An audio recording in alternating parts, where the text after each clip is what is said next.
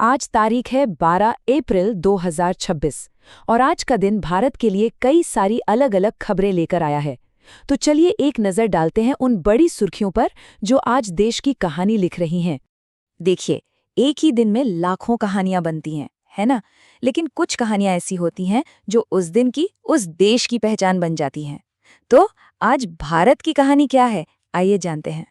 तो चलिए सबसे पहले बात करते हैं सियासी हलचल की। सत्ता, रणनीति और शासन, यहाँ हमेशा कुछ न कुछ पकता रहता है। तो देखिए, आज की राजनीति में 3 हॉटस्पॉट हैं। एक तरफ पश्चिम बंगाल में चुनावी माहौल एकदम गरमाया हुआ है। दूसरी तरफ नई दिल्ली में बीजेपी ने अपने सांसदों के लिए एक जरूरी व्हिप जारी किया है। और फिर बिहार, जहां नीतीश कुमार के भविष्य को लेकर अटकलें तेज हो गई हैं। चलिए एक एक करके इन सबको समझते हैं। सबसे पहले पश्चिम बंगाल। 23 अप्रैल से वहां विधानसभा चुनाव शुरू होने वाले हैं और तैयारियां आप समझिए बिल्कुल जोरों पर हैं। और ये कोई मामूली चुनाव नहीं है, हम बात कर रहे हैं करोड़ों वोटर्स की, मतलब देश के सबसे बड़े चुनावी घमासानों में से एक। अब दिल्ली की बात करते हैं। यहां बीजेपी ने 16 से 18 अप्रैल के लिए एक स्पेशल पार्लियामेंट सेशन बुलाया है और अपने सभी एमपीज को 3 लाइन व्हिप जारी कर दिया है। अब ये 3 लाइन व्हिप, ये एक तरह का सख्त निर्देश होता है। इसका सीधा मतलब है कि पार्टी के लिए कुछ बहुत जरूरी होने वाला है, कोई बड़ा बिल आ सकता है या किसी अहम मुद्दे पर वोटिंग होनी है। और अब रुख करते हैं बिहार का, जहां की राजनीति में उबाल आया हुआ है। अफवाहों का बाजार गर्म है कि मुख्यमंत्री नीतीश कुमार इस्तीफा दे सकते हैं। इसी बीच 14 अप्रैल को एक बहुत ही अहम बैठक होने वाली है और सच कहूं तो सबकी निगाहें उसी पर टिकी हैं। हो सकता है इस मीटिंग के बाद बिहार की राजनीति एक नया मोड़ ले ले। अच्छा, तो राजनीति से थोड़ा आगे बढ़ते हैं। अब बात करते हैं देश और दुनिया की, यानी कि वो प्रोजेक्ट्स जो देश की तरक्की की बुनियाद है, और साथ ही ये भी देखेंगे कि भारत अपनी संप्रभुता को लेकर कितना सजग है।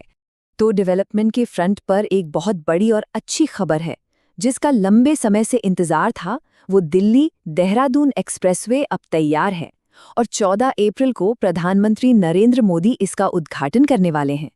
ये सिर्फ एक सड़क नहीं है, ये पूरे इलाके के लिए तरक्की का रास्ता खोलने जैसा है, चाहे वो व्यापार हो या टूरिज्म। और इसका असर कितना बड़ा होगा, जरा सोचिए। दिल्ली से देहरादून का सफर जो घंटों का हुआ करता था, अब आधे से भी कम वक्त में पूरा हो जाएगा।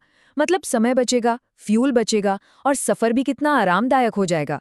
ये वाकई कनेक्टिविटी के लिए एक बहुत बड़ा जंप है। अब बात करते हैं देश की संप्रभुता की।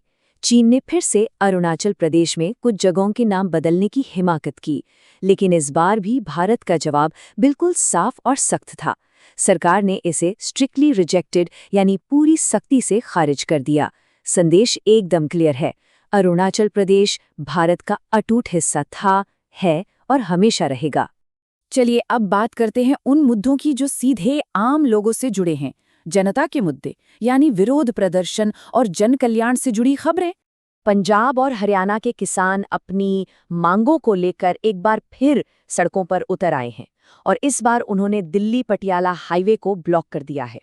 इसका सीधा असर हजारों लोगों पर पड़ रहा है जो रोज इस रास्ते से गुजरते हैं। ये मुद्दा फिर से गर्मा गया है। एक तरफ सड़कों पर प्रदर्शन की गर्मी है, तो दूसरी तरफ मौसम का कहर। देश इस वक्त भीषण गर्मी की चपेट में है। सोचिए, कई जगहों पर पारा 45 डिग्री सेल्सियस को भी पार कर गया है। ये बहुत खतरनाक है और लू का अलर्ट जारी किया गया है।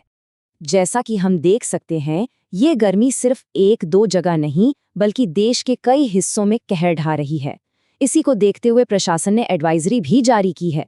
सलाह यही है कि सावधान रहें, अपना ख्याल रखें और गर्मी से बचने के लिए जो भी जरूरी उपाय हैं वो जरूर करें।